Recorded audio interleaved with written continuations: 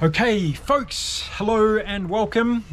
South Africa against Wales at the Principality Stadium in Cardiff on Saturday. It's going to be a cracker game and I'm going to do a preview right now in this video.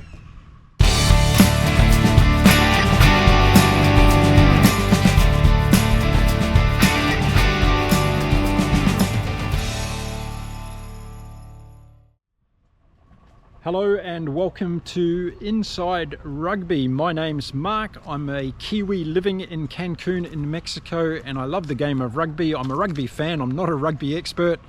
So I'm learning lots from many of you that are dropping comments on my video. So please keep those coming in. Now this weekend we go into another round of warm-up games before the Rugby World Cup. And the first one I'm going to cover in my video today is that of South Africa playing against Wales at the Principality Stadium in Cardiff. And I don't know about you, but I'm getting ready for the World Cup. I'm getting a little bit tired of these warm-up games and I'm wishing we were starting the World Cup, but we're not yet. And I'm sure that there's some value in these warm-up games still for the coaches and the teams involved, because let's face it, getting combinations right, seeing who your best players are, and of course managing any injuries that come up, and we have seen that in the last week.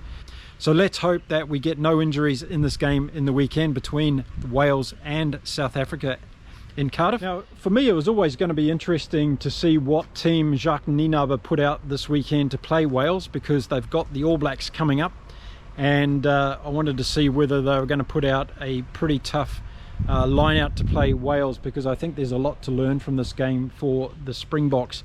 And why don't we have a look at the team now for the Springboks, starting off in the backs. And we've got Willie le Roux at fullback, and we've got two great wings in Canan Moodie and Cheslin Kolbe, and those two I'm sure are going to be able to find some space around or through the Welsh defence and cause some problems. So watch out for those two this weekend. I've been impressed with Moodie, the way that he's been playing in the games that he has been playing so far. He's got a lot of pace, that guy. He goes looking for the ball, and I think he's been playing really well. Let me know what you think about Cheslin Kolbe. Is he playing as good as he has been? I'm not too sure he is. I haven't seen a lot of his play recently, but not too sure whether he's up to that extremely superstar standard at the moment. But you know, he'll turn around and prove us wrong at the World Cup, I am sure. Now in the centre pairing in this game for South Africa, we've got Jesse Kriel and Damian Zealander, and excited to see how these two guys go together. I think that you know, without Lecano Arm there at the moment, South Africa is looking for another combination to be able to move forward, particularly in the first few games at the World Cup. And of course, as I said, we've got New Zealand coming up against South Africa at Twickenham, so I'm sure that Jacques Nienaber has that in mind as well. So Kriel and Zealander in the centres, I don't think they're going to lose anything from this. Jesse Kriel's been playing pretty well, I think, and Damian Zealander's in there and making good defensive work at the moment. Been watching him in defence, so that's pretty good. Then we've got Manie Libbok in at first five, and he's getting a lot of time to work out his game management in these warm-up games. As we know, he's going to be a pivotal player for the Springboks, with all that big question mark over Andre Pollard and whether or not we're going to see Pollard at the World Cup, which I think we are going to see. So Manie Libbok is back in there, and I've been really impressed with Manie Libbok in the games that I've been watching him play as a lead up to this Rugby World Cup. I think he's growing in stature in that role, and his kicking game is good as well. So I think South Africa have found a really good player there in Manie Libbok. At halfback, Jaden Hendricks comes in this weekend, and I haven't seen a lot of this guy play, so you can probably tell me in the comments what you think of this selection. I'm looking forward to seeing how he goes and giving my analysis of that after the game. And then in the forwards, if we look at the South African forwards that are going to play against Wales this weekend, at number 8 we've got Jasper Wiese, and Wiese's been playing well. Probably not the number 8 first selection for the Springboks with Dwayne Vermeulen there, but he's on the bench this weekend, so Wiese gets a run at number 8. And then in the flankers, of course, it's the return of Captain Courageous. Sia Kolesi comes back in for his first run. Going to be interesting to see how he goes, and hopefully the injury is all good to go in a match game like we're going to see in the weekend. And then on the other flank, we've got Peter Stef de Toy, and he's been playing really well in this series as well, so he'll get another chance to impress this weekend. In the locks, we've got RG Schneemann, and the big mountain colossus guy. He gets a lot of ball for the Springboks, so I expect that to continue this weekend. And accompanying him at lock is Jean Klein. So Klein has been playing really well, and with Etzebeth and Ori likely to start against the All Blacks, these two guys are getting their run-on opportunity this weekend. And then in the front row, we've got the predictable front row for the South Africans: Stephen Kitsoff, Malcolm Marx and Frans Maherba, and power and strength up front from the Springboks this weekend. So I think it's a really good team selected by Jacques Nienaber for this game against Wales. I think they're going to give Wales a bit of a hard time, in fact, particularly after what we saw with Wales against England, although Wales have made a lot of changes for this game against South Africa. I'm going to go through that Wales team very shortly. So let me know what you think of the Springboks team to play Wales on Saturday at the Principality Stadium in Cardiff. I think it's a really good team. I think Manie Libbok's going to get another opportunity to lead this team around the field, doing some strategic kicking, but also letting loose those outside backs. And I really would like to see South Africa score a number of tries in this game and let Moody and Colby really get into the game, and see what Dealande and Creel can offer outside in the centres as well. So that's what I'm hoping to see in this game in the weekend from the Springboks. So it's a 6-2 bench for the Springboks this weekend, with only the backs Grant Williams and Damien Willemse on the bench for the Springboks.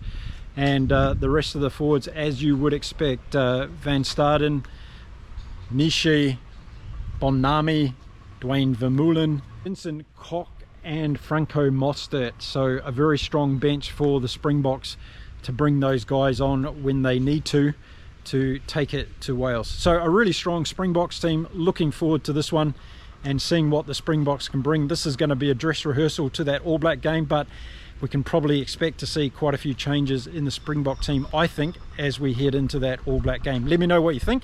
Do you think we're going to see many changes from this Springbok team that's playing Wales in the weekend to the team that's likely to run out against the All Blacks in a couple of weeks in Twickenham? And bearing in mind, we've got that South Africa versus Scotland team game coming up that's going to be instrumental in the World Cup this year, and I'm wondering what Jacques Nienaber and the rest of the squad are thinking about that particular team when it comes to their lineup. Interested to hear from you all out there on that one. Okay, so let's have a look at Wales now and see what they're putting out as far as the team goes in the weekend. And as I said, Warren Gatland has made 13 changes to the team that played against England at Twickenham. So at fullback we have Liam Williams coming in, and then on the wings we've got Colbert and Rio Dyer. In the centres, Mason Grady and Johnny Williams. Dan Beggar's starting this weekend, and Kieran Hardy comes in at halfback. So a pretty good backline. I think Gatland is sticking with his guns to try different combinations for this Welsh team, and that's what these warm-up games are all about, to try and find the right combinations that are going to do the job. I think Gatland would have been fairly disappointed with what happened against England, and he wants to see whether these players will step up and have a go against the Springboks, and no better team to test them out again against the Springboks. So good back line there from Wales. I hope we do see them open it up and take it to the Springboks. I think that's the only chance that Wales are going to have in this game, because I don't think their kicking is going to be strong enough to beat the Springboks, either from a strategic point of view or a percentage point of view of kicking goals. So I think Wales need to take it to the Springboks and try and outscore them as far as tries go this weekend. Let me know what you think on that particular one. Now let's have a look at the Welsh forward pack and see who Gatland has selected there. So Aaron Wainwright comes in at number 8 this weekend, and then we've got Jack Morgan back in the team. He's going to be the captain again for this weekend. Dan Lydiard comes in at the other flank, and then we've got Will Rowlands and Ben Carter in the locks this weekend. And then in the front row we've got Azarati, Elliot D and Corey Domachowski, who's been playing really well. So again, Gatland's giving these players an opportunity. I don't know too much about these guys in the locks for Wales, so looking forward to seeing how they play and giving my review after the game on that one.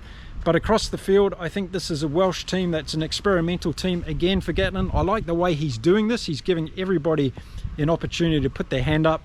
He's also been confronted with a couple of injuries, of course, and we saw Basham get taken out by Owen Farrell in that now infamous non-tackle last weekend, and Basham, I am pleased to report, is going to be starting on the bench for Wales this particular weekend. And it's to the bench we go now to have a look at what Wales are bringing on. We've got Sam Parry, Nick Smith, Henry Thomas, Teddy Williams. As I said, Tane Basham's there.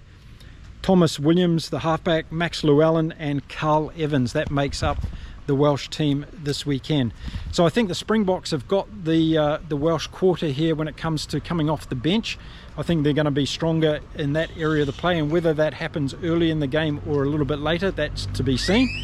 But again, I think Warren Gatland is all about experimenting at this stage and hoping that all these players take this opportunity to step up and take the opportunity to be selected in this World Cup squad for Wales. Let me know what you think of this game that's going to happen at Principality Stadium at Cardiff on Saturday between the Springboks and Wales. I see South Africa being 10-point winners at least over Wales in this game.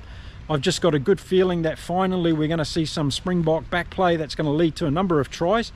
And with Moody and Colby and also Willie LaRue coming in more in the back line, I think we're going to see some good play from the Springboks out wide.